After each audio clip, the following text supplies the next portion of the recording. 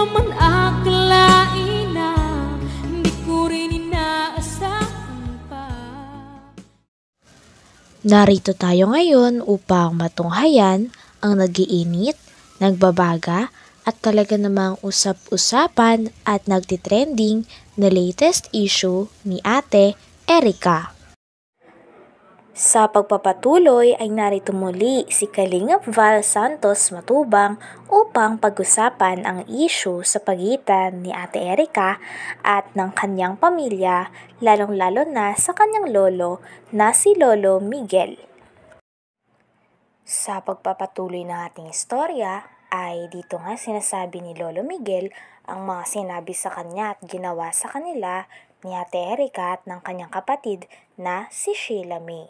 Talagang sumama nga ang loob ni Lolo Miguel. Wala na sa akin. Bakit ay parang masamang loob mo sa papo mo?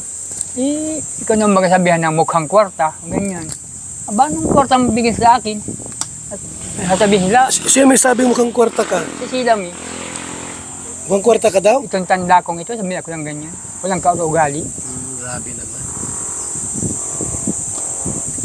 Hindi dapat bilang isang apo, huwag magsalita ng ganon. Sa lulo na sabihang mukhang pera. Saan sila nang galing? Sa amin, nagpalaki. Kami nagparal, kami nagpalaki kanila. Wala silang utang na loob.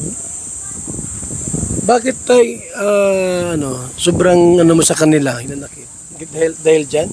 Yung sa mga winiwikan na sa amin na lapastangan yung mga apo nila. Nalapastangan nila kami yan. Kaya ayaw ko na. Mas hindi kayo magkasurundo. Hindi ko hinagad na magkaayos pa kami. Maski yung ina niya. Yung ina wala din namang sana. Anak mo yung ina? Po. Pero bakit ayaw mong anak mo? Hindi nga po marunong magpangaral sa anak. Dapat isang magulang, pangaralan yung anak niya para matuwid. Matuwid yung anak nila. Wala. Kampi pa. Kampi pa? Kampi pa dun sa anak. Pinagsisiraan pa nga yung nanay niya. Yan daw ay talagang naghahambog lang, magkasakit. Bakit ganun sila? Ay, awan ko doon. Hindi ko alam. Ha? Kasi nung ilaber. Ay, lovers, gumagawa ng kasinungalingan yung iba. Ginagawang Yung Ima Torres po ang laging araw-araw ni Sheila May kausap. Ima Ima Torres. Torres. Ima Torres. Lagi yung kausap nila? Yung namumuno po sa ilaber. Parehas po sila ng tamang panggawa ng kwento. Puro paninira. Pagkalkal ng buhay. Yun lang. Wala na po, kwebel na ko niya na decision na magkasurundo pa kami. Wala ka nang pala magkasundo kayo. Ano kung patirahin ka sa bahay nilang bago? Ay, dito lang ako sa butukan. Hindi na ako mag-Peter sa gayong mga klaseng tao. So tay, anong mensahe mo kay Sheila May kung sakaling nakikinig sa atin? Ay, kung nakikinig ka naman, sila... Nandito nga si Kalingap Val upang interviewin si Lolo Miguel upang mahingan ng opinyon at kung ano talaga ang kanilang side dahil sa issue na lumabas kay Ate Erica. Dito nga ay malalaman natin kung gaano kasama ang loob ni Lolo Miguel dahil sa mga ginawa ni Ate Erica sa kanya. Tila parang iniwan nga sila sa ere ni Ate Erica. Erica at Sheila May. At andito po ako para bigyan lang po natin ng linaw, no, yung nangyari. Bakit po dumating sa punto na yung pabahay po nila Erica salip na si Kalingap Rab ang dapat magpatayo doon po sa pabahay kasi Kalingap Angels po bagayan. Dumating sa punto na binawi po ni John A yung pera. At yun nga po mga Kalingap, alamin natin yung pulot dulo para malaman din po natin sino po ang mastermind. Kasi po mayroon kami na lamang balita na siniraan po si Kalingap Rab. Siniraan siya para po mabago ang isip ni John A at kunin po yung pera. So ito mga Kalingap, ito yung tita ni ni Erika. Gandang araw po. Ayan. Ano pangalan mo, ate? Jeannie, pakiano yung mic. Ito lang sa ano. Ayan. May asawa ka, ate? Meron po. May asawa. Ano ba anak mo lahat? Yung buhay po ay tatlo. Ay, 2. Patangatlo pala ngayon. Nakuha namin yung video doon sa upload mo ba yun? Opo. Ano ating dahilan? Bakit ka nag-upload ng ganon? Kaya nag-upload po ako noon kasi yung nga po mga naririnig namin, yung mga text sa social media, ano po ako, gusto ko pong mapaano po sa tao, mga nakakakilala po sa amin kasi nakakahiya naman po, baga po. Gusto ko po linisin naman na hindi totoo yung mga paratang sa amin. Ano yung mga paratang sa inyo? Yung gaya po nung sinabi po sa text po sa amin na kami daw ay mga gutom na aso. Sino nagtitik sa iyo niyan? Galing po yun sa mga grupo po ng e-lover. Tinix kayo? Oho. Ano pa yung mga paratang? Sabing isang pitik lang daw sa amin, kami ay tiklop na. Hindi ko alam. Nandito rin ang tita ni Ate Erika upang maghayag ng mga impormasyon na nalaman niya.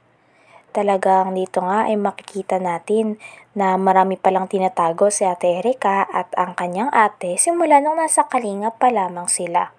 Puro kasinungalingan pala ang naganap dahil kasama yon sa plano nila Ate Erika upang makaalis sa Kalingap at upang makakuha ng mga sponsor na direkta na lang na ibibigay sa kanila ang mga pera. Lolo po nila Erika at Sheila May.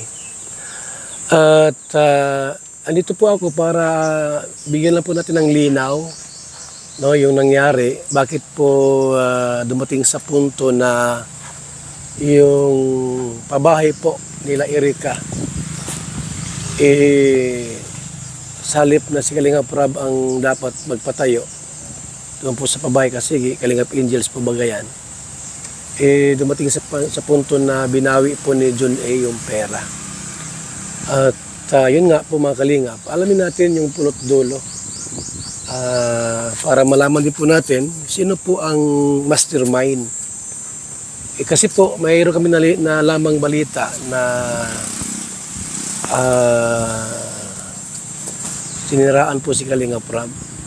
Siniraan siya para po mabago ang isip ni John A. at kunin po yung pera. So, ito mga Kalingap, ito yung tita ni Erika. Gandang araw po.